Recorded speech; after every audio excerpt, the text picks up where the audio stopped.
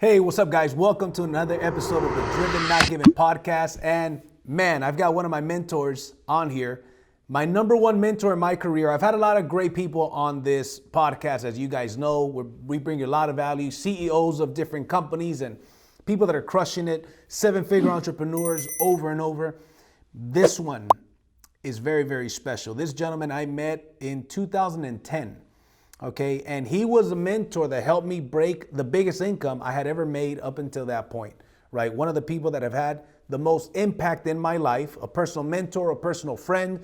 We had kids at the same time as well. They're about the same age. We hang out. He's also family. So with that being said, this gentleman is actually a legend in the industry of direct sales and network marketing. And the only reason why this interview didn't take place earlier is because I wanted to be in person. But since then, he's moved to Florida and I'm in California. And I said, listen, instead of waiting for it to be done in person, let's do it via Zoom. We'll shoot another episode that will be in person, but I got to get you on the podcast. So anyways, with that being said, I've got my good friend, mentor to many people, Mr. J. Noland. How you doing? I'm doing great. Good to be here, JC. Excited to be able to share some good time with you today. Yeah, thank you. Thank you. I'm very excited about this because some of the questions that I've got for you are questions that I asked you before, very fascinating things about you that we're going to get into. And I want to elaborate and I want the people to get to know a little bit about your story. And so with that being said, we're going to just dive right into this. So the first question that I wanted to get into, Jay, is I want to know about you growing up, right? I want to know about you growing up. And I know that you grew up on a farm and you're very mentally strong. That's one of the things that you teach. And you've accomplished a lot. Not only have you accomplished a lot in business, but you have mentored people that have accomplished very, very big things in business as well. So I always like to dig into your upbringing. So tell me a little bit about your upbringing. I was born in Kentucky in a small country town, Winchester, Kentucky. We had a farm about 11 miles outside of town in Trapp, Kentucky. Check out that name, Trapp, Kentucky. But my grandfather had a hog farm. We raised between 75 to 150 pigs, hogs at any one time. And it's just, we lived off the land primarily. You know, we did gardening, we did, with raising animals, a lot of the food that we ate, we groomed it, we hunted for it, we fished for it, we gardened it. We lived a lot off the land. So that hard work was instilled in me, like from the gate coming out into this world. So I spent, my early years in Kentucky. When I turned around 16 years of age, my parents had divorced when I was 9. My dad moved to Florida. And so I ended up finishing my last 2 years of high school in Florida. And then from there, went to college for a couple of years, got drafted by the San Diego Padres back in 1988 and played professional baseball for 6+ years. So that's a little bit about my basic background, JC. Nice. And living off of the land this day and age, 2022, sounds like a pretty good idea these days, doesn't it? Yeah, I mean, with what's going on with the pandemic, what's going on with the supply chains, everybody's seeing that, the cost of living is skyrocketing. Very simple things, subtle things are taking place that are starting to turn into large things. And so that's one thing that I am never afraid of. So if everybody's panicking about, groceries or whatever, I know that I can go live off the land if I have to live off the land because of the way that I was raised up. And so no matter how much success I've had in business, that early growing up and living off the land, man, it's just something that's priceless. I suggest that everyone take some time to get their kids out into the country, out into the farm, actually establish yourself some type of home or second home out in the country somewhere. It'd be a good idea, JC. Yeah, it's true. As a matter of fact, you know that I've been talking about moving out to Florida as well, and I know that you could buy some big farms out there a lot cheaper than you can here in California. So I agree with you 100%. So when you were raised on the farm, what kind of things would you do on the farm? Well, we slopped hogs. So my grandfather had this little network. So I guess this is where a little bit of the entrepreneur came in. He had this network of grocers. So when you think about when folks have, I should say, you go to the grocery store, you see your eggs, your milk, your cheese, cottage cheese, butter, all of your vegetables. When that stuff gets old, believe it or not, a lot of that stuff's not even sold.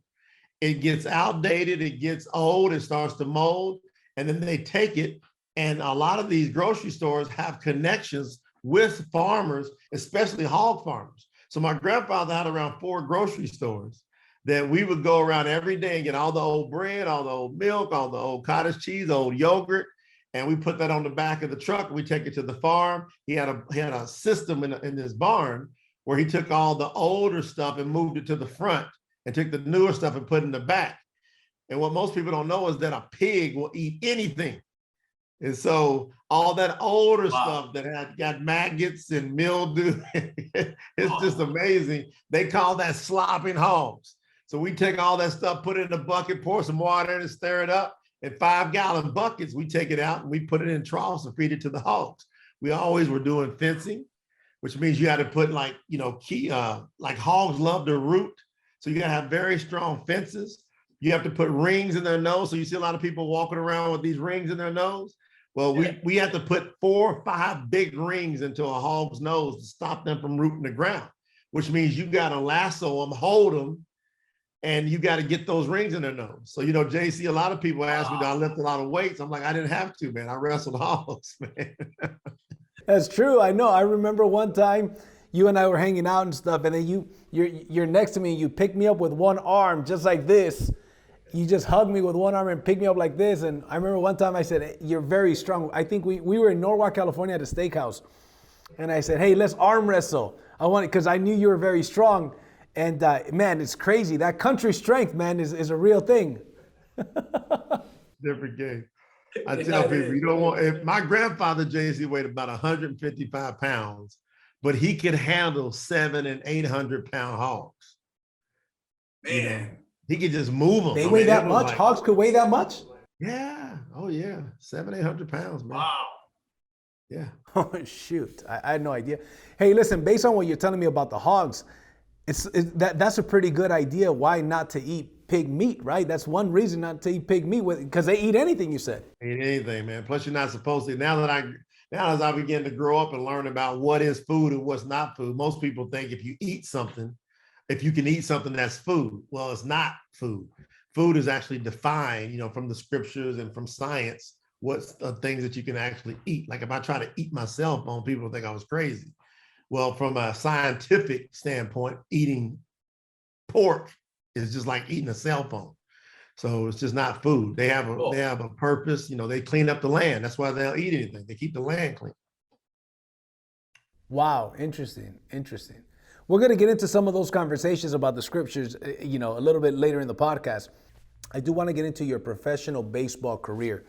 So you got drafted to the Padres. Tell me a little bit about that and the discipline that it took to, play professional baseball. It's really a wide range of a background I've got, because growing up on a farm, nobody would really relate that to how do you take that to playing baseball. Well, my dad kept me actively involved in baseball. He loved baseball. My grandfather used to play in the semi-pro old Negro leagues. And he was a pitcher. And so my family loved baseball. So I was groomed around knowing about baseball. And so my dad played softball a lot. And I got good at it. And but it does, like you said, takes a discipline. And what I was able to do was just kind of like look out at everybody and wonder what separates people. I don't know why I was asking myself these questions early on, but I did. I said, well, what makes that person start and that person sit on the bench? What makes that person excel and then that person fail? And I would just study how people were. And then what I started looking at was the guys that were older than me that were more successful. I noticed that they always worked out a little bit more. When everybody else would go home, they would stay back and do extra drills. So I just started copying it. And then you'd hear the coaches talking about those that put in the work when we're not looking. Those are the ones that are going to be great. And I would always say, what are you talking about? Say in the weight room, in the, as far as watching film, as far as your technique, coming out early, working on techniques. And so I started putting that extra work in high school. I took it to the next level in college. And that's really where I think I really separated myself, especially my sophomore year of college. I just would work 2 hours minimum after practice was over, I'd always spend every day, JC, every day. Wow. Interesting. That's certainly something that we could apply to anything, right? To life, to business.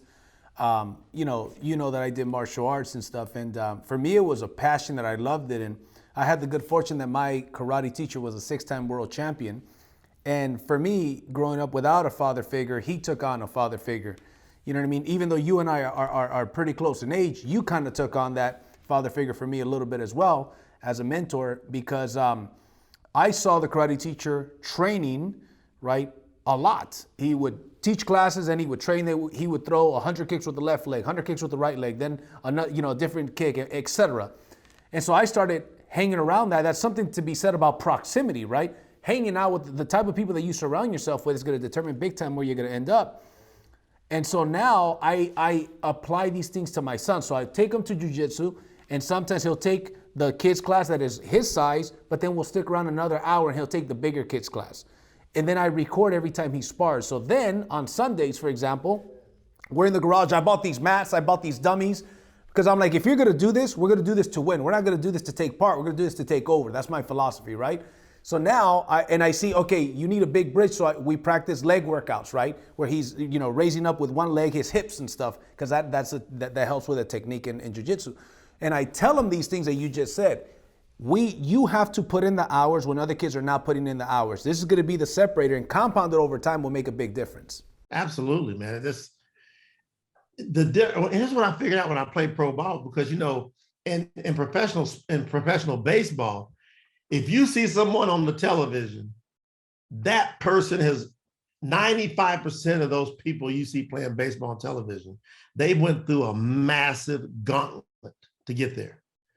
So in order to play college, well, it's the best of all of the high school players. In order to play pro, it's the best of all the high school and college players. Well, then when you become a pro, what most people don't know is you got a minor league system. So you got 2 levels of rookie ball, they call it, 3 different stages of A ball. Then you got a stage of AA, and then AAA, and then major leagues. So you got to go through 1, 2, 5, 6, 7 stages of a gauntlet before you can get on to the television. So most people you see playing, very few of them, minuscule, come straight from high school, college to major leagues on the field. You take people like Ken Griffey Jr. He still played 2 years in the minor leagues. Most people don't know that. Wow. Barry Bonds and all these different guys, they all played a year or 2 minimum in the minor leagues. Most people play 4 to 6 years in the minor leagues before you see them on the major league. And when you get to AA, so once you pass that gauntlet of rookie ball, A ball, you get to AA, all the coaches will tell you that the talent now is the same. From AA, AAA, Major League. The difference is the lack of mental mistakes. So the very discipline in making the most routine play almost automatically is the difference. So that's the basics, the fundamentals you're talking about, JC. Interesting. What's one thing that you brought up, and you reminded me right now. You taught me one of the best lessons, a lot of great lessons. One of the best ones that sticks out in the top of my mind in the direct sales industry, you said there's A players, B players, and C players. And you said the best people to recruit are the B players, because the B players have right around the same skill as the A players, but they don't have the ego that the A players have. They have the same skills. They don't have the ego. They're willing to put in the work. So they just haven't had their breakthrough yet, right? So therefore, they're not prima donnas. They're willing to come in here. And I said, I was a B player when I met you, and I knew I had the skills to present and train and build just like everybody else. I just didn't have the right positioning, the right timing, the right mentorship, etc. And so that kind of reminds me, like what you're saying, the skills levels are about the same, but there's a couple of things a couple of intangibles, if you will, that make a big difference. Yes, and that, for anyone that's watching this phenomenal podcast and platform that you put together, JC, and I suggested everybody tune into what JC's putting in, because I've watched him with my own eyes. You see, the discipline that I put to become successful, whatever I was doing, also gave me the ability to be a great talent scout and to be able to see the people who are putting in those same attributes. And that's what you've done, JC. You separated yourself in doing those little things and putting the work in, and then those sacrifices. And this is what I want to say about the word sacrifice. This is what I found in those differences of those people you're talking about. The people that are going to be successful love the sacrifice. You see, they do it with a happy and a joyous heart. Anybody that's doing something with a non-joyous heart is not going to become successful, because the law of attraction won't work for you. You only attract how you feel. See, most people don't say that. You only attract how you feel. If you don't feel great, you're not going to attract greatness. If you feel bad, you're going to attract badness. So the most important thing for anybody and everybody to do is to be happy. And then, what do you mean? Sacrifice and happiness? Yes. Be happy with what you're doing, because you know you got to. Who in the hell wants something without having to earn it anyway? And every time you do something great and you look back at the sacrifice, most people brag on what they did to do it. So, and you love to sit around the campfires or around the bar or whatever, going, man, I did this and I did this, I did this. Like, I've got legendary stories. When I tell them to people, they go, oh, you kidding me? But I did my legendary stories with complete joy. Yep. And that's a big tip I love giving everybody. Wow, what you're saying is so true. One of the things I learned from you that my sales organizations till this day know, I say, you got to have a great day no matter what, which goes right in line with what you're saying. You got to have a great day no matter what. Winners are having a great day no matter what. That's something I learned from you until this day, and that's exactly what you're saying now. Yeah, have a great day. You know, the first direct sales conference I went to was November 17th, 1995. I'm dating myself now. That's what's that, 26 plus years ago? 1995, November 1995. I go into a conference. I paid $1,000 for my ticket. It was a conference called Leadership. It was in San Jose, California. I was living in Phoenix, Arizona at the time. I go in the room. In the auditorium, there's 4,000 people in there. I'm sitting about 75% of the way back. I don't know what's going on. Have my little members only jacket on, you know. I didn't have much, man. I'm sitting in there trying to figure out what's going on. And the person that took me there was this 23-year-old girl. I was 27 at the time. She was 23. She takes me in there. And I said, well, you know, I didn't even really know why I needed to go. She says, because I had told her I really couldn't afford to go. And she said, that's why it's mandatory for you to go. She says, if you can't afford not to do it, you can't afford. If you can't afford to do it, you can't afford not to do it. And I was like, huh, nobody ever pitched it to me like that. And she says, you're living in the greatest country in the world as far as opportunity. What are you doing saying I can't afford it at 27 to just $1,000? And I'm thinking, $1,000 is a lot of money for a lot of people. She says, shouldn't be. And I was like, makes sense. So I went in, I sat down, JC. The owner of this company walks out. There's 4,000 people, everybody's screaming and yelling and hollering, yeah, you know, excited about the conference. And it was the most craziest opening I've ever seen in my life of anything. Probably to this day, the owner goes, I want y'all to get this straight. And if you can't understand what I'm about to say, you know, it goes from a cheering and excitement to serious. If you can't understand what I'm about to say, I want you to get your asses out of here now. And I'm like, oh, snap. This is how you start the conference. I couldn't believe it. He goes, most people are walking around with their life on their sleeves, and they're crying and they're complaining and moaning. And he said, here's the deal. Successful people are having a great day every day, no matter what. And if you can't get that straight, get your ass out of here. And probably about 100, 150 people just kind of shuffled down the aisles going, I can't believe he's talking like this. I came off the back of my seat, leaned forward, had a tear in my eye. I said, this is the greatest thing I've heard in my life. There's nobody's going to come out and talk like that. if this ain't for real? And I just, from there, it changed my life, JC. Everything changed that day, everything. That's true, man. You had that mentor of yours was arguably one of the best trainers and accomplished individuals in the history of direct sales, right? Yeah. Yeah, they say he was the best there's ever been. Yep. I was gonna say some other things because we've trained some people and done some things now that we feel, I mean, humbly, we feel we've been able to surpass some of the people that I've been able to work with, have been able to surpass some of those things. But as far as at that time with no internet, no computers to do that type of volume, to do hundreds of millions just from a distributor standpoint, he's known as one of the greatest ever. Well, tell me a little bit about some of the guys that you've trained and stuff, and some of the things because there's one legendary company that comes to my mind immediately when I think about you and stuff. And so, what are some of the things those guys were able to do with what you started? The thing is, once you learn how to do business, whether it's direct sales or anything, but especially if you can duplicate your efforts, if you can, make residual income, once you learn how to do that, and then you take all of the emotion out of your business. One of the most difficult things anybody's ever going to have to do is take all the emotion out of your business. People say, what do you mean not be emotional? I didn't say not be passionate. You got to be full passion, no emotion in business. Now, in a relationship, you got to have both. You got to have emotion and passion.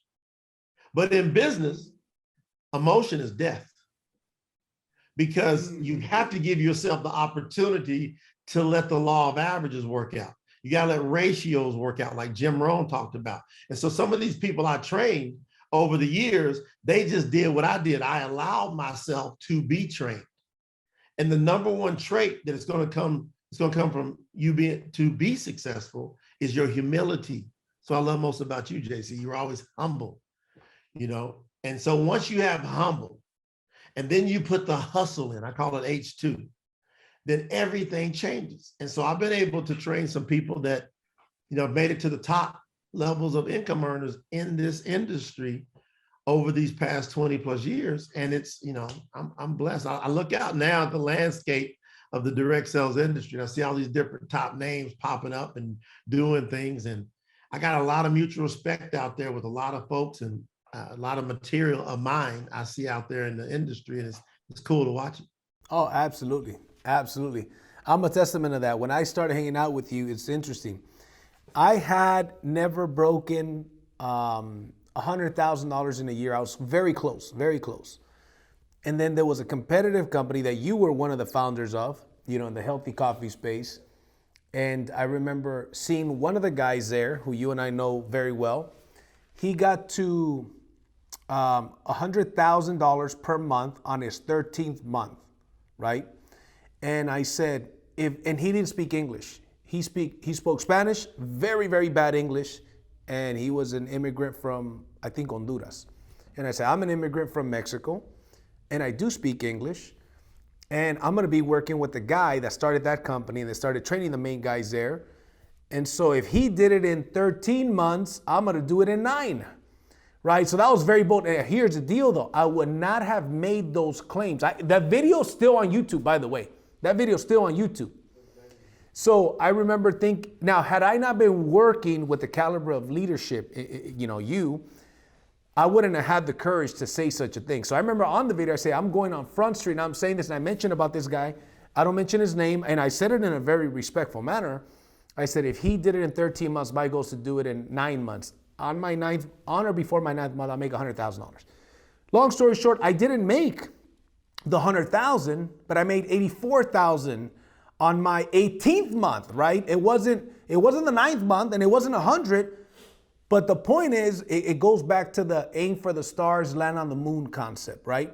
I aimed very big. Why? Because I knew the proximity. I said, if I'm going to be working directly with you. Now, the interesting thing is, when we started working together in that company, the law of attraction. Let's tell the people how you and I met, what you called into existence. I was living in Carlsbad at the time. And the reason I moved to California, I wasn't living in California. I did a training out in at the Sheridan over by Universal Studios with my company. And I think we had about 500 people there. And after the training was over, there was a movie that just came out. I think it was called Social Network. And it's a story around Facebook. And so I took me and my staff to go see the movie, and they were talking about in the movie, Mark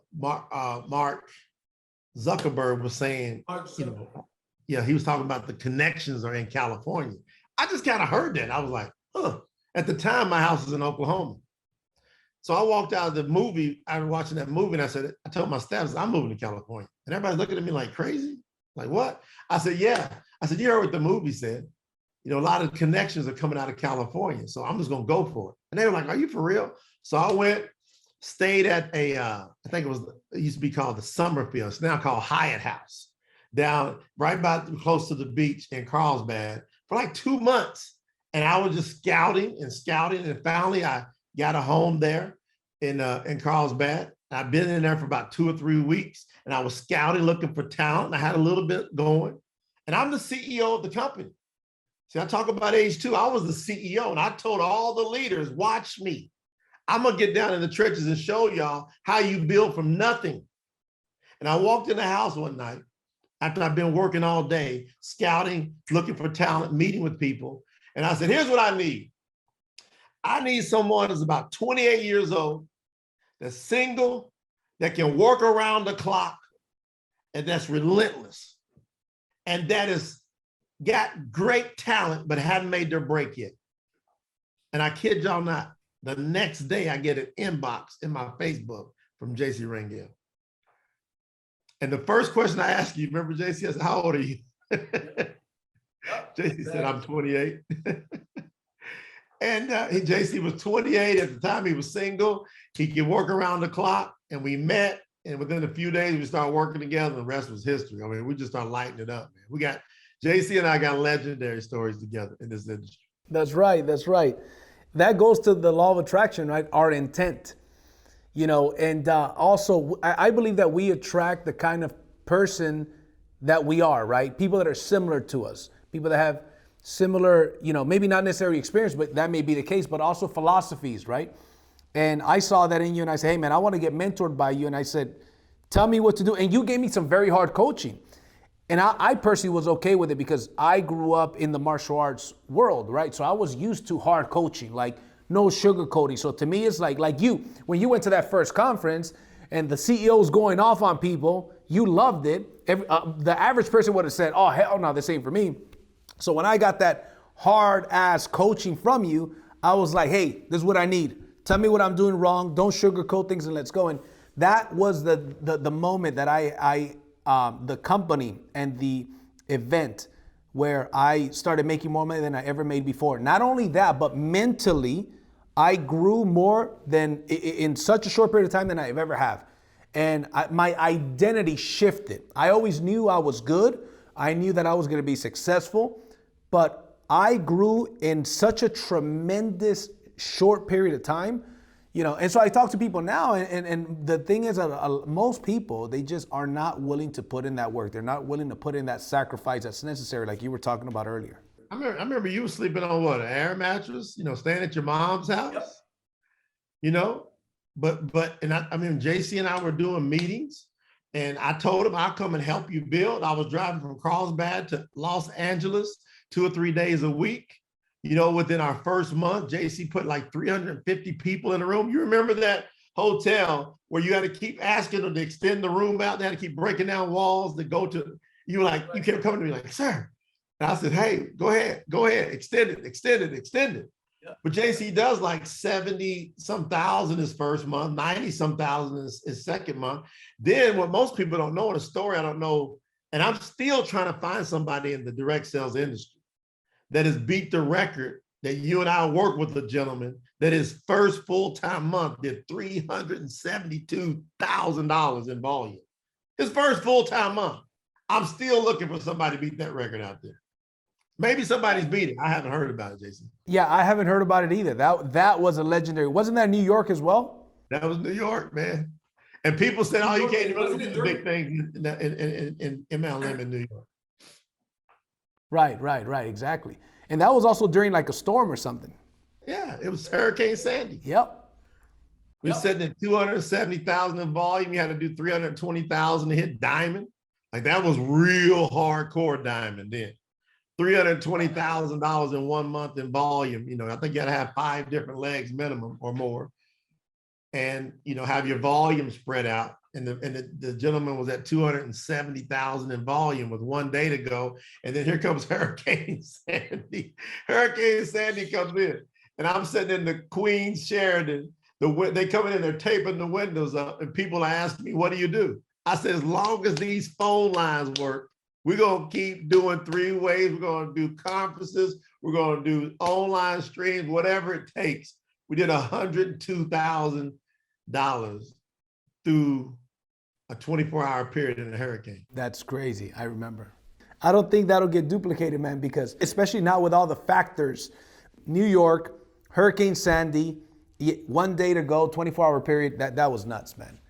So let me go back a little bit to when you started with the first direct sales company. Tell me a little bit about the stories, about the training, about the system, because I want people to know the grind that it takes to be successful. Because nowadays, there's a lot of things we take for granted. Zoom, for example, video presentations, you know what I'm saying? Like cell phones even, right? And so I remember when I'm 39 years old. When I started, one of the first companies I was with, Legal Shield, it was then called Prepaid Legal. We used to mail the applications in to corporate, right? So there's a lot of things that are taken for granted. So tell me a little bit about how you were building that first company that you got started with. Well, again, there was no computers, no cell phones the first year. I remember the first cell phone I got was that big old block cell phone. I think it was like in 96. But listen, we worked out of offices and you had to pay $500 a month desk rent. So we worked in offices. You had to wear a suit and a tie every day. We did presentations Monday through Friday at 1 p.m. every day. So you had to work and recruit and get people in those presentations, or else you just get left behind. So 1 o'clock Monday through Friday every day. Tuesday and Thursday, additional 7 o'clock presentation. Every Saturday, another 10 o'clock presentation. So there was 8 presentations minimum per week. Every day, Monday through Friday at 10 a.m., we had 10 a.m. trainings to get the people that were started the prior day back in and get them started at 10 a.m. And so it was a system. Now, they had weekly training. Every weekend, there were the advanced trainings that were going on in 3 different areas across the country. So one on the West Coast, Midwest, and East Coast. And you had to at least twice a month get people and take them to one of those trainings. And those trainings were $300 minimum each. And you needed to do that at least twice a month if you were considered a leader or someone that was going for financial freedom. So for my first 4 years in the industry, from November 1995 to November 1999, every day, Monday through Friday, without fail, for my first 4 years, I was in the office at least 8 a.m. and never left till earliest 10 p.m. 4 years. Wow. 4 years. So people say, man, that's serious commitment. Well, how good can you get at presenting if you do that? How good can you get at closing if you do that? So people look at a lot of stuff I've done in the industry, and if you stick me in any country or any city or whatever, and I could go build as big a team as I want to go build. Why? Because I did what hardly anybody on earth is willing to do, and there's a select group of us that did that. And so now, and we didn't have, not one application put in on the internet for my first 4 years. No such thing. You fax it in or you mail it in. Yeah, I remember some of those stories that you've mentioned to me, and it's nuts, man. As you're talking, I'm thinking, because I have an office with a training room, and I'm thinking they used to do a presentation every day at 1 o'clock. We're not doing presentations every day at 1 o'clock, right? And you know, we're in the solar business where we have a direct sales model. And so I'm thinking, you know, last year I was fortunate enough, blessed enough to be mentioned the #1 mentor out of 6,000 and the #1 salesperson and recruiter out of 6,000. And I'm thinking sometimes because we may be doing okay, and you taught me this, you said good is the enemy of great.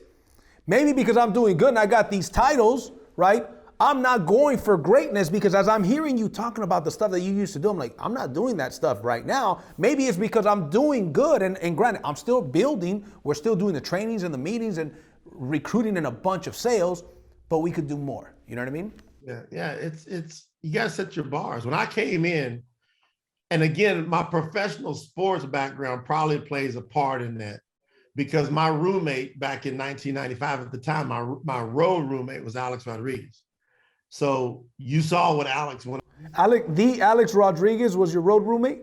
Yeah, he was my road roommate in 1995 with the Mariners. And so, Alex signs two $250+ million contracts, right? Well, I came up with Pedro Martinez, Mike Piazza, Ken Griffey Jr., Barry Bonds. All of us came up together. And so when I saw them making the $100 million contracts, and I decided to focus in direct sales, I literally believed I could make the same type of money in direct sales as they were making playing professional baseball. So I never looked at what most people would look at as, hey, making $100,000 a month is a big deal. I wasn't even focused on that. I was focused on Major League Baseball contract type of money in direct sales. So I put that work in. So my first goal when I first started was to make $20,000 in a month. I wanted to make $20,000 a month. I thought that would be where I would be considered I'm doing something. And so my first month I get in and I think I made 3,000 or 4,000, something like that. Again, this is just my story from way back. I think the next month I made like 1,200, and the next month I made about 2,500. And then they told a story. They said, because we sold water filters, they said, if you take all the water filters you got, because we used to keep around $5,000 worth of water filters all the time. They said, if you stack them up in front of your TV, you'll quickly sell them, and that's how you become successful. So what I did, JC, is I equated that to my goal of making $20,000 a month. And I said, I'm not going to watch TV until I make $20,000 a month.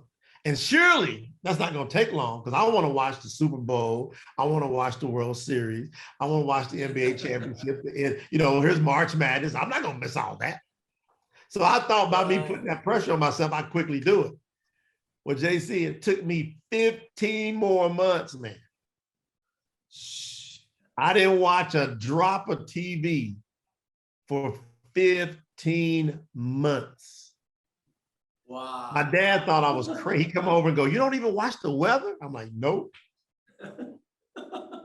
That's funny. You told me that story. I'm laughing so hard because you told me that story too. And I said, all right, fine. You told me you shouldn't have a comfortable living room set, a TV, or a girlfriend till you're making at least 20 grand a month. I think you mentioned 3 months in a row, something like that. And I said, really? And I had already had a girlfriend, long distance relationship. So the girlfriend part, I couldn't not, you know what I mean? Eventually I broke up with her during that time. So part of the time I did not have a girlfriend. And I said, okay, bet I'm not going to have a girlfriend. And I'm not going to have a TV or a comfortable living room set. So I was living with my mom at first. I left my own place to live with my mom, right? As you know the story, because I left a check with another company, but I wanted to work with you. I said, I could do something great here. So I sacrificed a pretty big check with the other company. And I moved in with my mom, slept on an air mattress. Eventually, a couple months later, I got my own place, like a very small place, and I didn't put the TV in there or nothing, and I didn't.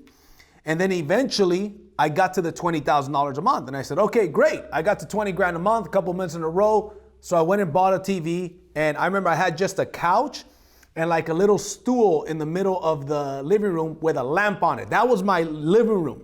That's it. But I remember I heard your commitment. I said, shit, this comp plan's a lot easier than that one, and it's different times. So 20 grand a month is that number.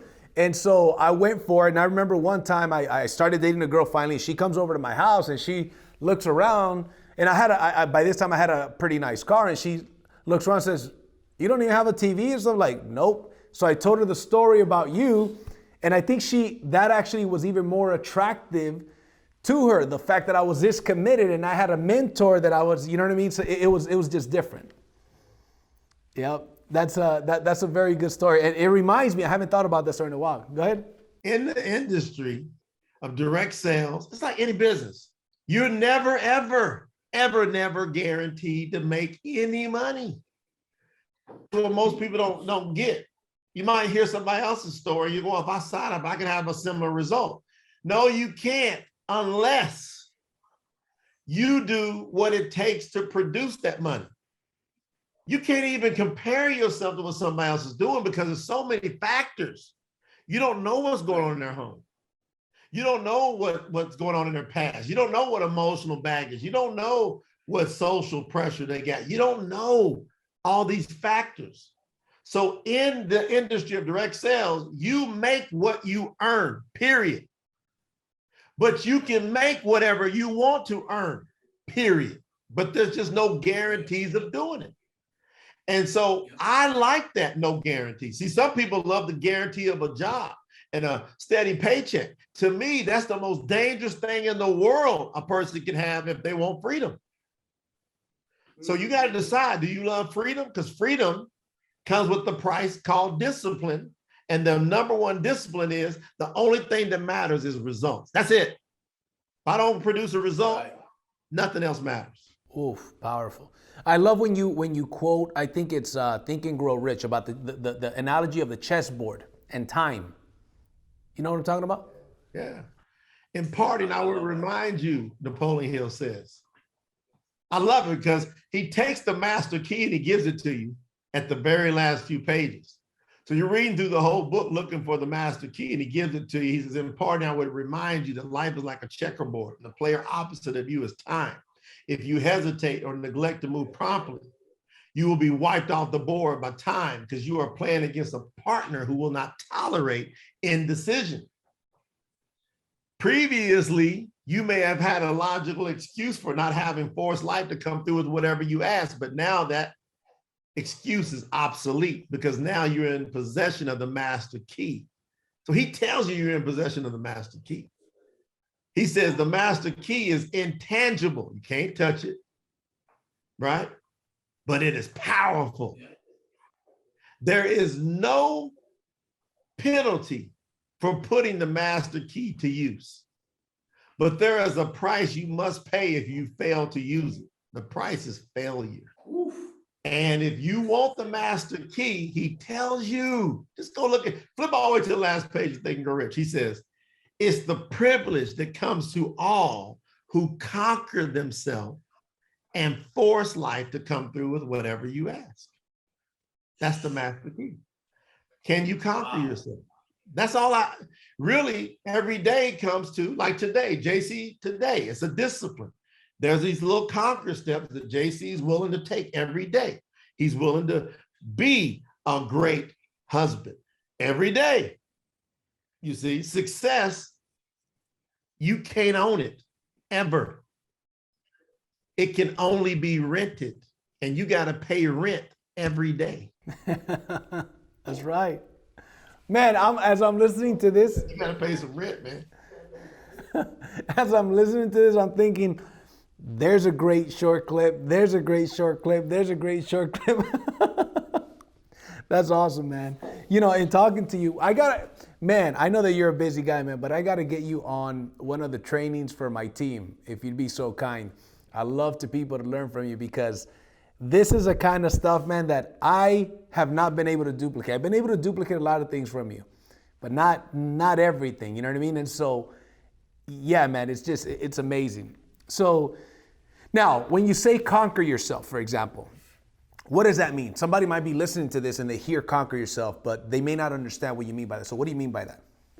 Conquer yourself is you never, ever allow an excuse to enter into your world, ever. Because before Napoleon Hill gave those verses, he listed the 57 most commonly used excuses. He said in his 25 years of studying people, wealthy people and unsuccessful people, so successful people, unsuccessful, wealthy, broke, it came down to these 57 7 most commonly used excuses. And he says, examine yourself to see if any of these are your own inventory. I mean, it's gangster, man. People should literally just take the excuses out and go, okay, am I having any of these? And then conquering yourself is, can you remove all pride when it comes to excuses? Can you remove it? You see, in the scriptures, the Creator says, I give grace to the humble, but I resist the proud. Ooh. I give grace to the humble, but I resist the proud. Pride comes before destruction, it says in the scripture. Right. So if you could just remove pride. Now, my publishing company, we just did a special universal edition of The Science of Getting Rich, which will be released next week. So The Science of Getting Rich is a book not talked about a lot in the circles, because Think and Grow Rich gets the most shine. Think and Grow Rich was written in 1937. Listen to what I'm going to tell you carefully. Science of Getting Rich was written in 1910. Now, I've studied, and JC knows how hardcore I've studied Think and Grow Rich. I'm more excited now, JC, about The Science of Getting Rich than I ever was about Think and Grow Rich. Wow. Because I believe a lot of the core principles in Think and Grow Rich came from The Science of Getting Rich. Wallace D. Wattles wrote The Science of Getting Rich. I, with my publishing company, did a universal edition because when you read it at the time of 1910, it's very masculine of a read. It's like man this, man that, when a man does this, when a man, because that's just how they spoke. You know, women weren't even allowed to vote until like 1919. It's crazy. So 1910, very, very important to understand that over 110 years ago, this book was written and it's so off the charts. I'm studying it, JC, every day, right now. And I've been studying it every day intensely for the past 6 months. And I'm applying it and I'm finding more personal growth by leaps and bounds in the last 6 months than I've had in the last 10 years. And the premise of that, which can help you conquer yourself, is Wallace D. Wattles gives a statement. He says, there is a thinking stuff from which all things are made, which in its original state permeates, penetrates, and fills the inner spaces of the universe. A thought that is impressed upon this formless substance produces the image of what was thought. And so that sounds deep, but here's what it really means in a nutshell. Everything comes from one source. Everything. And it's unlimited. And you have to remove yourself from the competitive plane to the creative plane. So if a person can say, I'm done competing, I'm only going to create, that's going to remove jealousy. That's going to remove fear. That's all part of conquering yourself. So if you understand that no matter how much dirt is taken from the earth always regenerates more dirt. So we never run out. Powerful. I love that book. I haven't studied it lately, but one of the things that caught my attention about The Science of Getting Rich, Wallace D. Wattles says that getting rich is an exact science, like algebra and like this, like mathematics, he says, and whether you do it by accident or you do it on purpose, there's no way that it cannot work, right? If you put this formula together, there's no way you cannot get rich. And it's phenomenal. So to hear you, because I know that you're one of the foremost experts, in my opinion, on Think and Grow Rich. As a matter of fact, you have your own version, right? With one of your companies in the past. You tell me a little bit about what you did with Think and Grow Rich. Yeah. I'm one of 3 people that wrote the foreword. We're the only 3 individuals that had a co-branded original version of Think and Grow Rich that was sanctioned and endorsed by the Napoleon Hill Foundation. That took place back in 2009. And so And I actually got the Napoleon Hill Foundation gave me an original Think and Grow Rich book with Napoleon Hill's original signature in it. And so that's how much they knew that I loved it. I was into it. And so now I got these two masterpieces that I'm really putting together. And see what the Science of Getting Rich teaches is that in order for you to be who you want to be and experience the most that you can ever experience, you got to be able to think the way you want to think. That sounds simple, doesn't it? Now I'm gonna break it. Think the way you want to think. Now, how does a person want to think? Nobody wants to think negative. Nobody wants to think the worst of themselves. No, they might have accepted being that way, but they don't want to be that way. So to think the way you want to think is to think truth no matter what the physical appearance is. So no matter what you see physically, if it's not true, you have to reject it and cast that off as sin. So I look back when I was in my mother's basement. I remember when I was learning how to get going in direct sales and whatnot, when I didn't hardly have anything. I used to tell myself, I'm successful. I am absolutely abundant. I'm flowing. I'm blessed. And I'd say, this basement can't hold me. And so no matter what tough situation will come in my life, I'll say, that's a lie. Because I'm going to only think the way I want to think. Wow. And then he says, if you can do that, JC, you become a mastermind. You're not part of a mastermind. You are a mastermind. Right. Woo, powerful, man. You know, it's interesting because I mentioned this, you and I had a conversation years ago, and I mentioned that how I feel is that we all have like a default that we default to, right?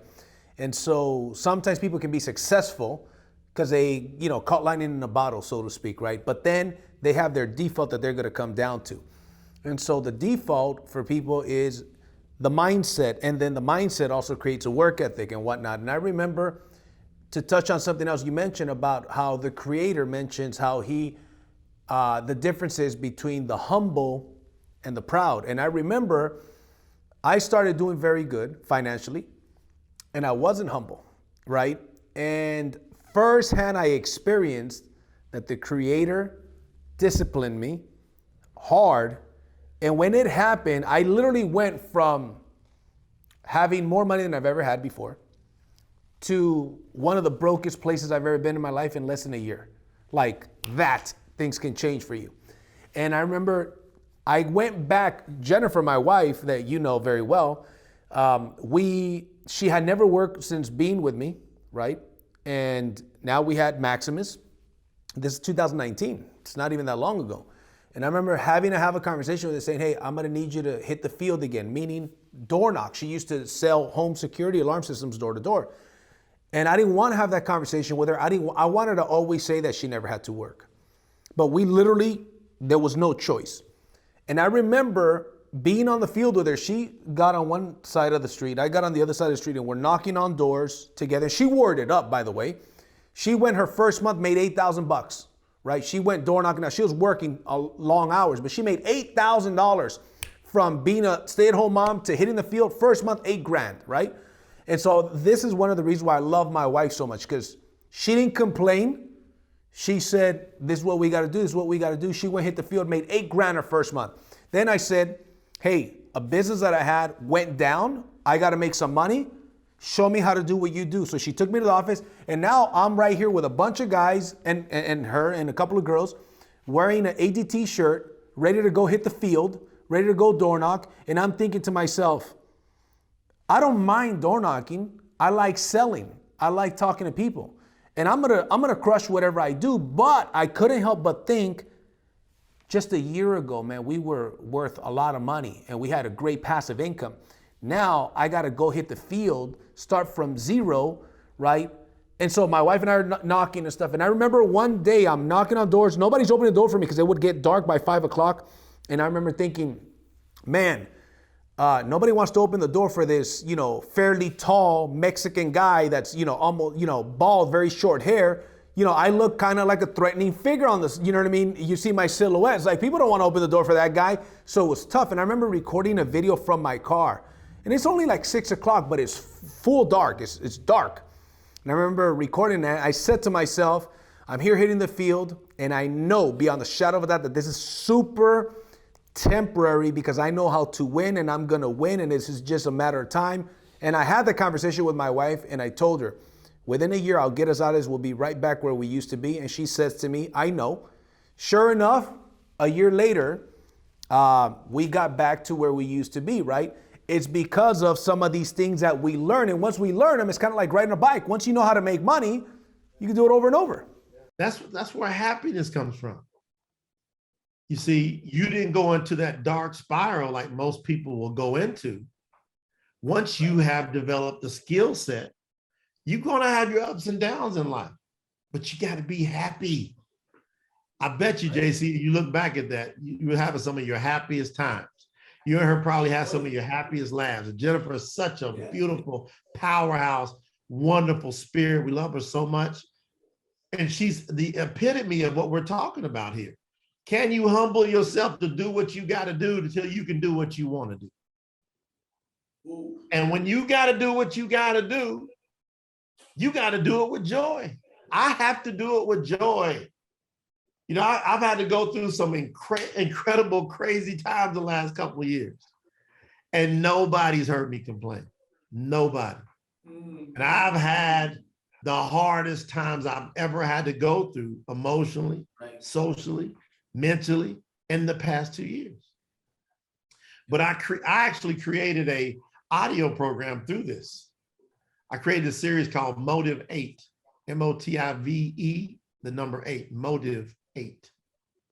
Because I had to look, JC, I had to look and see, why do I always win no matter what? And when I was faced with a big challenge, and what I did was I was able to identify there was 8 different motives or motivations that I used every time.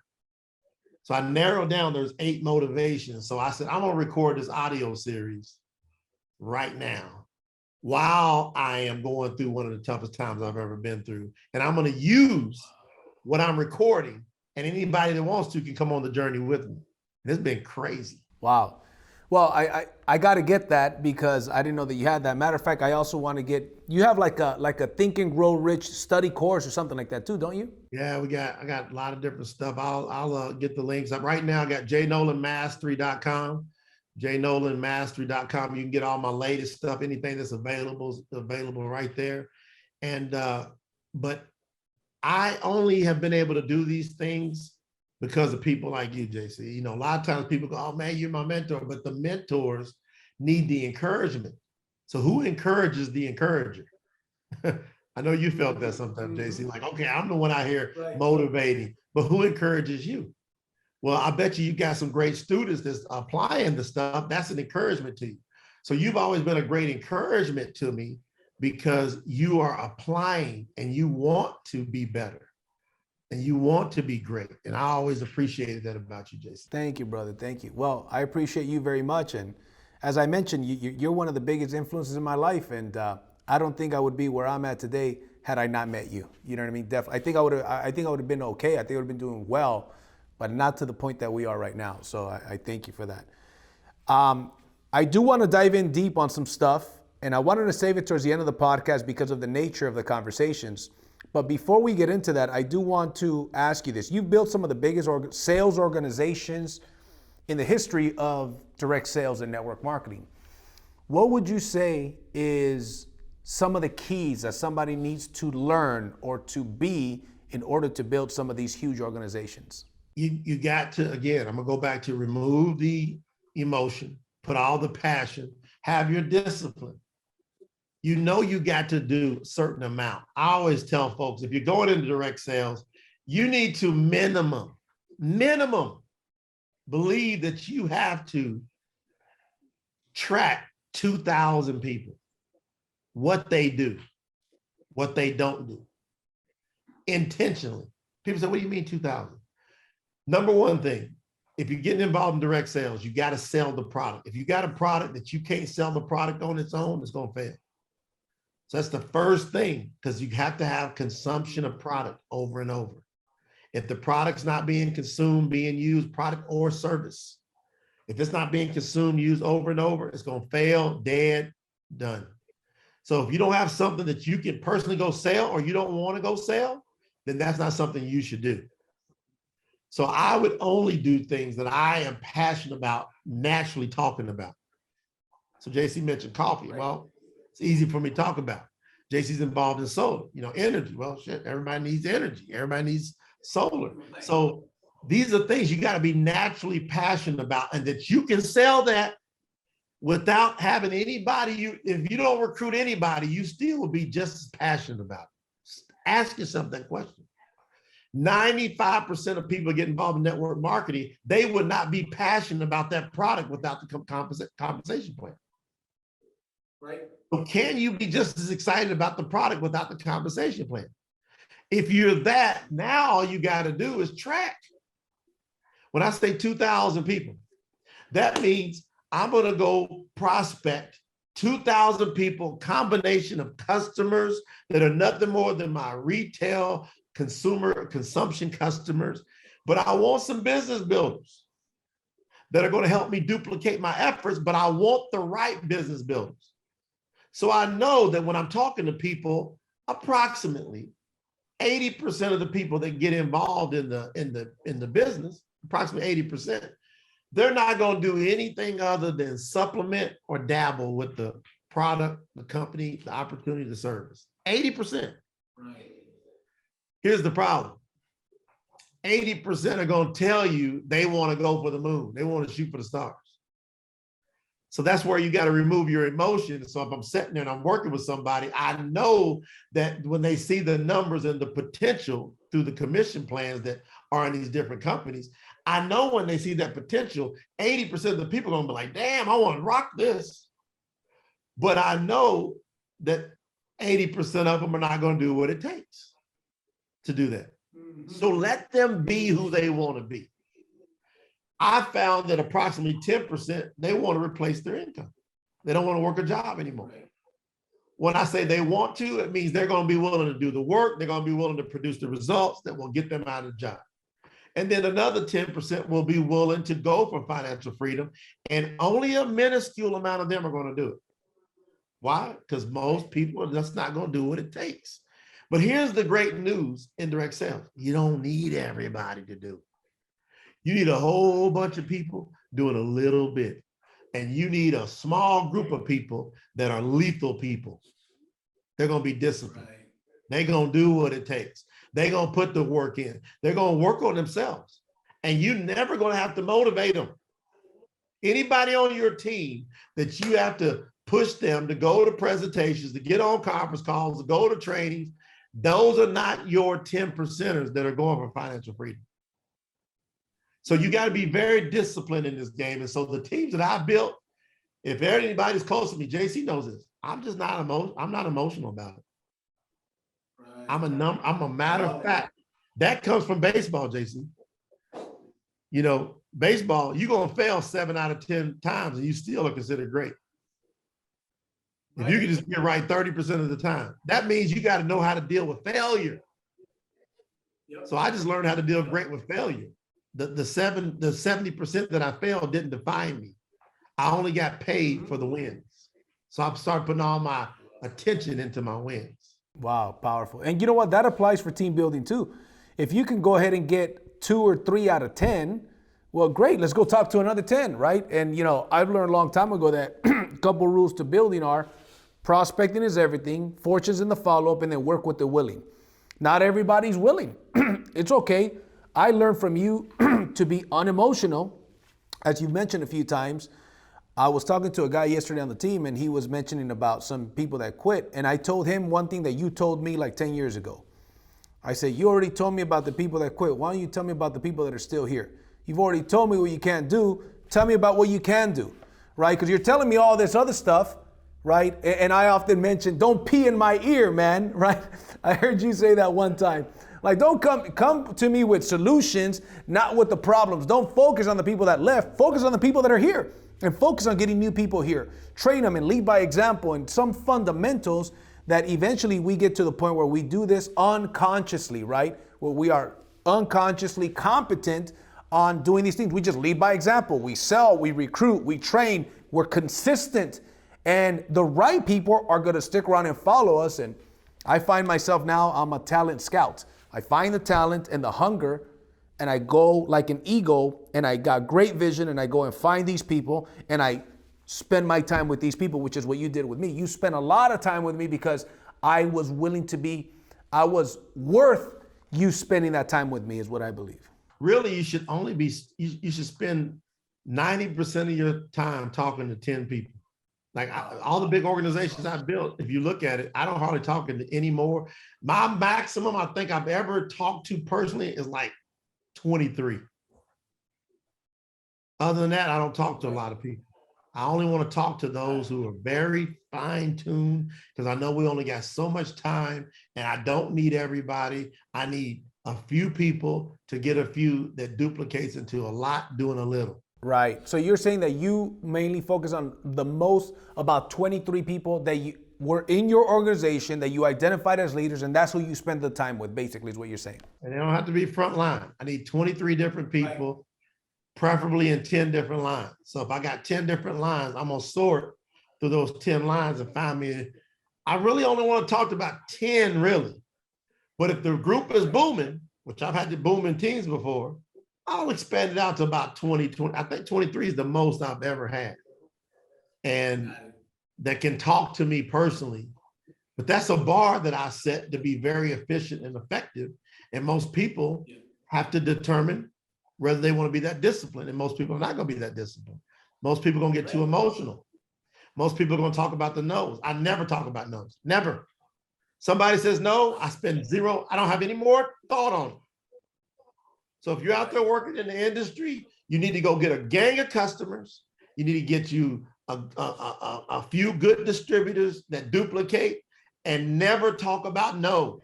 Never talk about quits. Never talk about fails, ever. Now you got to be a beast on that. You got to be a beast. Yep. Right. And I don't want to sugarcoat it for anybody. And I think JC brought me on here to talk direct to people. And I'm going to tell you, don't waste your time, your effort, your energy, or waste space taking up oxygen if you're not going to get this. Go do something that everybody else is doing, just getting by. If you're coming in here to make an impact, to make a difference and create freedom, then don't talk about no's. Spend all your energy getting you some yeses. You got you 10 good yeses that want to be focused on duplicating that. You ain't got to worry about nothing as long as everybody's doing what they're supposed to do.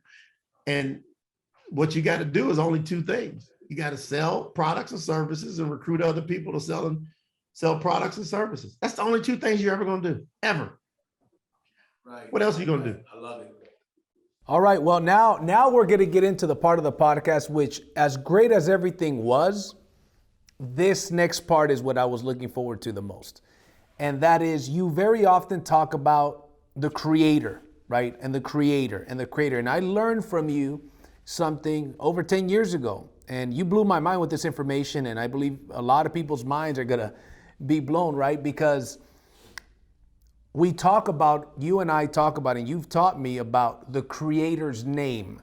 So see, now we already talked about the business side. So I'm letting people know right now, we're going to dive deep on some stuff. So if you don't want to learn about this stuff, if it's controversial to some people, and that's not what you came for, this would be the time to drop off.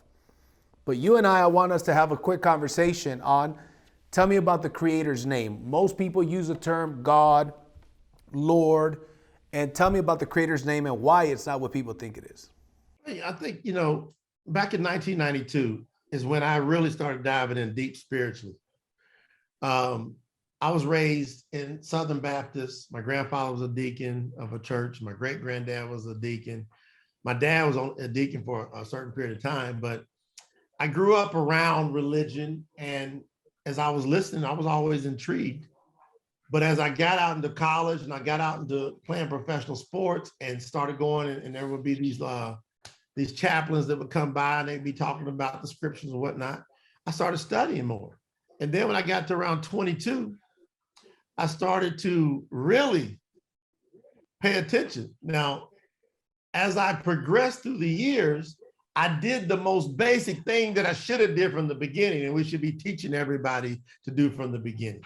You should read the preface or preface, however you want to call it, in your Bible. It's the first words, the first several pages in a Bible or scriptures. You should read that, because that preface is going to tell you how they came to giving you what you're about to read. Most people just think that, hey, if I flip to a book, Matthew, Mark, or if I go to Deuteronomy or Exodus or whatever, it's all going to be the same thing. It's not. Those are translations. Now, English is one of the newest languages in the history of the world. It's not that old. These scriptures were not originally written in English. They were eventually translated into English. And some of those translations were translated from a language to a language to a language to a language to get to English. So those original meanings are varied. Now, back in 2004, I went on one of the deepest dives you could ever imagine. And it was all triggered by, I had someone close to me that got pancreatic cancer. And this person really, there was a strong, quote, Christian, and believed they were going to be healed. And they asked me to pray with them and believe with them. And I said, okay, I will. And we will just, and they said, I only want to use the scriptures as the basis of faith. So we went and we just really just said, we're going to use the scriptures. And we're going to take the scriptures for what they're saying. Is it true? So as we went to apply it, we find out sometimes your prayers get answered. Most of the time they don't. And if anybody listened to me will be honest, they would have to agree. Sometimes I get something answered. Most of the time I don't. Well, what is that sometimes? Well, the scripture says that the Creator lets it rain on the just and the unjust. So it's going to rain no matter who you are. The rain's coming down. And if you're evil, you still going to get some rain. And if you are righteous, you're going to get some rain. In order to access the power that's available, we got to know what we're talking about and where it's coming from. So I decided to spend, I don't know how it worked out. It started out, I thought it was going to be just a few months. It ended up being over 3 years where I studied scriptures, original languages, translations, 6 to 10 hours a day, Jason.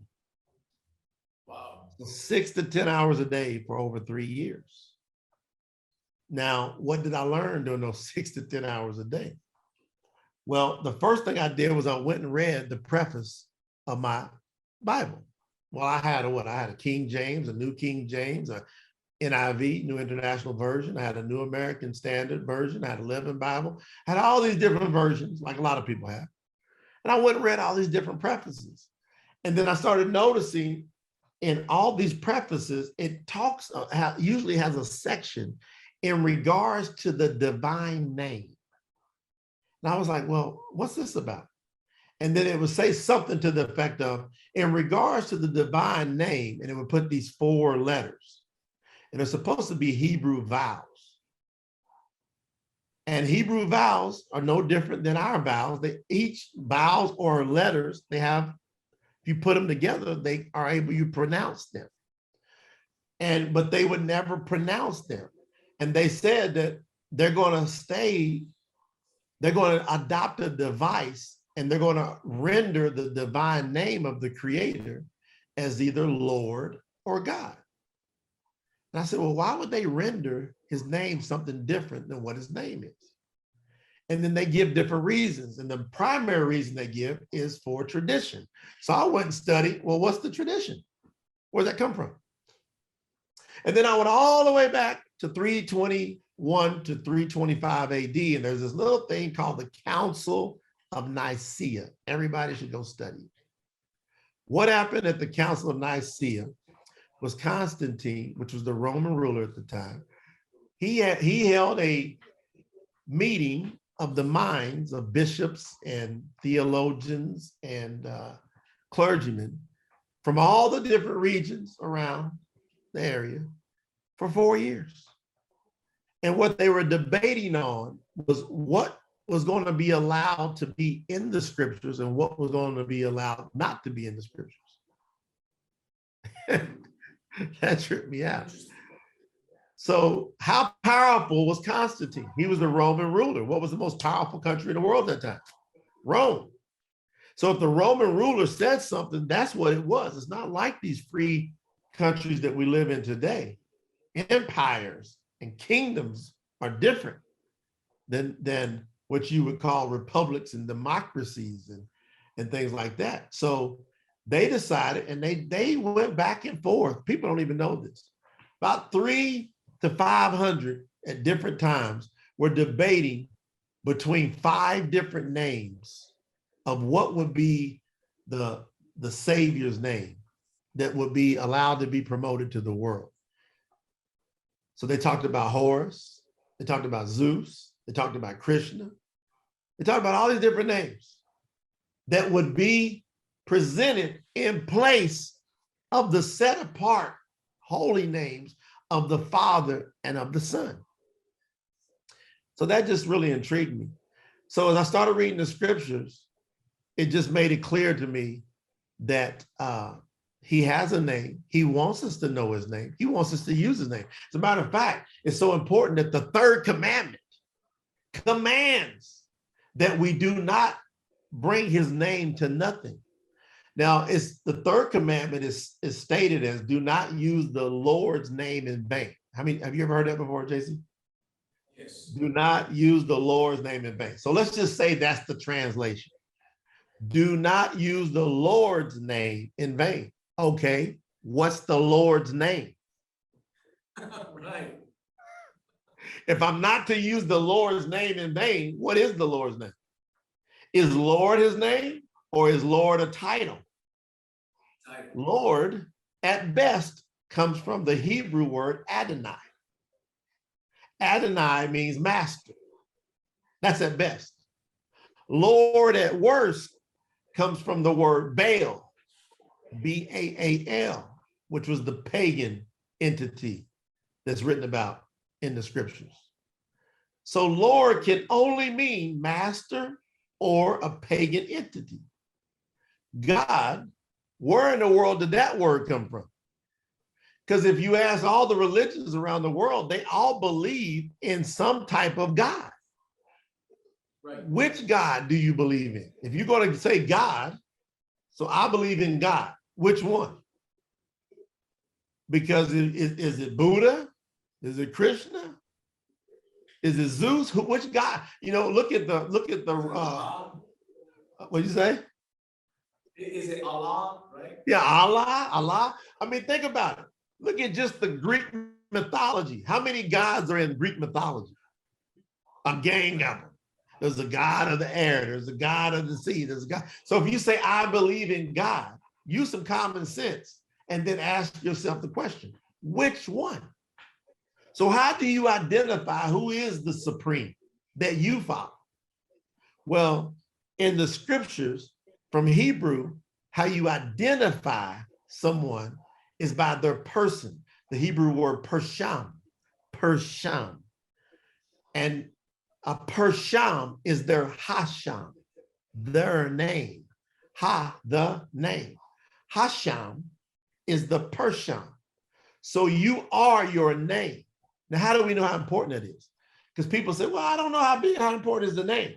Well, the scripture says that your name must be written in the book of life. It doesn't say your person. It doesn't say your title. It doesn't say, because JC is a husband. It doesn't say I can put husband down for JC's name. I can't put daddy down. I can't put Poppy. I can't put none of that down for JC's name. His name, Juan, Carlos, Rain, Gail, must be written in the book of life in order to get eternal life. So, when it comes to names, nobody wants their name to be mistaken in that book of life. Do you, JC? I don't want my name to be mistaken. Right. If JC leaves his sons an inheritance, the first thing the attorneys are going to want to know is what is their names. So no one should feel guilty about knowing his name. Nobody. I'm going to tell you why. Because one of the most historical figures in the history of the world didn't know his name forever. You ever heard of Moses? His real name is Musha. Moses didn't know his name. How do we know? Because when we look at Mount Sinai, Moses has been raised up in Egypt. Real name is Mitzrayim, where we get the word misery from. Moses has been raised up. When Moses goes out into the desert, out to the camp of Jethro, and they're talking about this mountain, and Moses ends up going up on this mountain, and then he ends up having dialogue with the Creator. Well, if you go to Exodus chapter 3, let me see if I got something over here. This is pretty cool. If you go to Exodus chapter 3 and you look at verse 13, it's pretty cool what you see the dialogue. I would love for everybody to read Exodus 3:13 through 15, actually through 16, and then you'll get an understanding what happened. Because with Musha, what he was saying is, when I go to the people of Israel and I tell them that you sent me, because he said, I'm sending you to let my people, to tell the Pharaoh, let my people be free, let them go. He goes, when I go tell the people who it is that sent me, and they ask me, what is his name? What should I tell them? Isn't that unique? Musha knew that the people were going to ask him, JC, what's his name? And here's what most people use. They only use the verse 14. They don't use verse 15. Verse 14, the Creator responds the Hebrew words, Haya, Asher, Haya. Haya, Asher, Haya sent me. And those words in Hebrew means I am that I am. Haya, Asher, Haya. I am, Haya, Asher, that, Haya, Asher, Haya, that I am. I am that I am. And most people go, oh, he's called the great I am. But read verse 15. It says, and he further says, Yahuwah, the mighty one, the quote, Eluah, or as some people say, God of Abraham, Isaac, and Jacob, he has sent me to you. And then he says, and this is my name forever.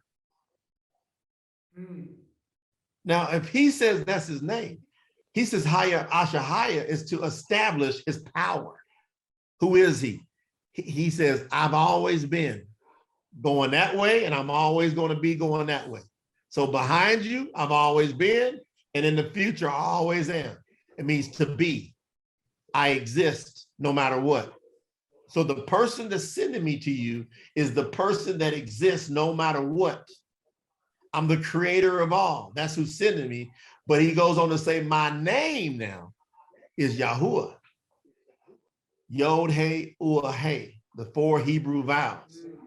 And it's very important you understand that his name is critical, because in Isaiah 42:8, he says, he tells you what his name is. He says, Yahuwah, that is my name, and I will not give my praise to anybody else. And Isaiah 52:6 says, therefore my people shall know my name. So my question is, do you consider yourself to be a person of the Most High? Are you part of the people of the Most High? Well, if you are, you're supposed to know his name. Well, his name is the most used word in all the scriptures. So there's no other word used more than his name, the name Yahuwah, except the translators admit in the preface of your Bible that they removed it over 7,000 times. So they just took it out. Wow. Why'd they take it out? Council of Nicaea. Constantine didn't want it in. Constantine wanted to divert, and this was predicted what happened in the scriptures. Look at the book of Daniel, look at the book of Revelation. All these books tell you that Satan goes about to deceive the entire world, and he does not want you to know his name. Because if you know the creator's name and you know the son's name, now you have access to his power.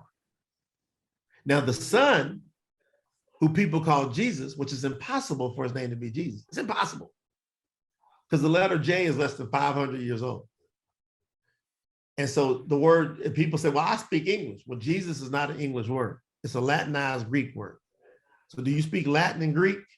If you speak Latin and Greek, then you when you say Jesus, that's just coming from the minuscule majority text of Jesus, which was translated back from Constantine when they chose two pagan entities to combine them to be the name of the Savior.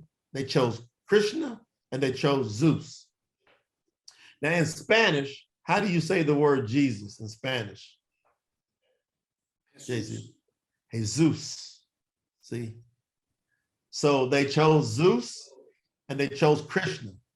So the name Jesus is derived from Zeus, the Krishna, the Christ, the Krishna. So these things have been handed down. But the Son said when he walked on the earth, I come in my Father's name. So if he said, I come in my Father's name, his name is in the Father's name. So his name, Yahusha, we know is Yahusha because all translators admit, all scholars admit that the Savior and the one that came after Moses, Joshua, had the same name. All the translators, nobody argues this. And so what is Joshua's quote Hebrew name? Yahusha. What's Yahusha mean? Yahu stands for Yahuwah. Shah means salvation. So the Savior's name as he walked on the earth is Yahuwah is salvation. And he says, I come in my Father's name.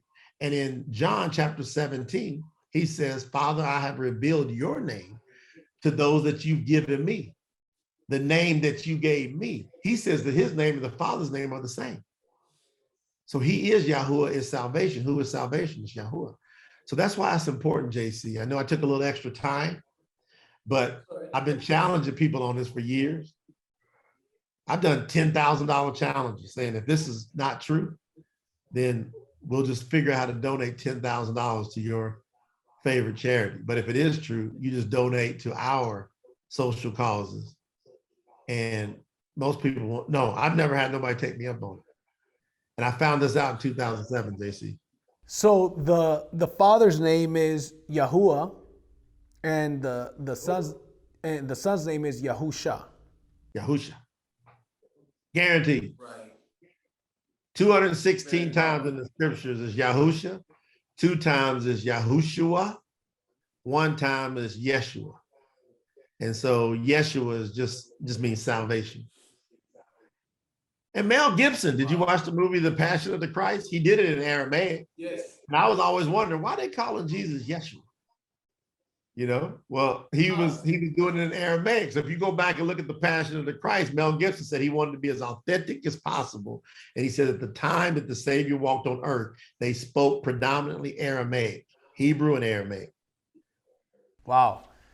Powerful stuff, interesting stuff. You know, one of these days we'll do a podcast specifically on this topic because it's so fascinating. And you know, from time to time, I like to call you and pick your brain on things and stuff. And every time you shed some light on this for me, it's just powerful all over again. So, Jay, how can people find you? How can people connect with you? How can people get a hold of your material and whatnot?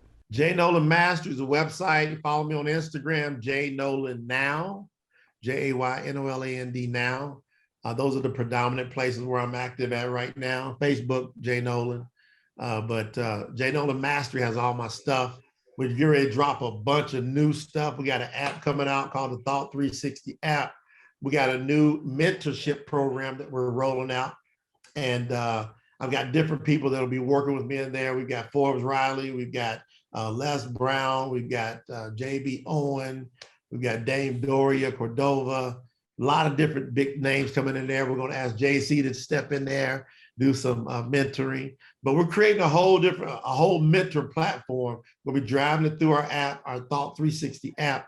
If you stay plugged in at jnolandmastery.com and hit me on Instagram at jnolandnow, you'll be able to see what's happening. Awesome. Mr. Noland, I appreciate the time. Thank you so much. When I'm in Florida, I'm definitely going to hit you up so we can go visit you guys. I appreciate the time. I know that this is the longest podcast that we've done to this day, and I knew that would be the case because you and I could talk for 12 hours straight, nonstop. So again, thank you very much, guys. Connect with Jay Noland. We've got his handles here in the description. And with that being said, I'll see you guys at the top or from the top. Take care.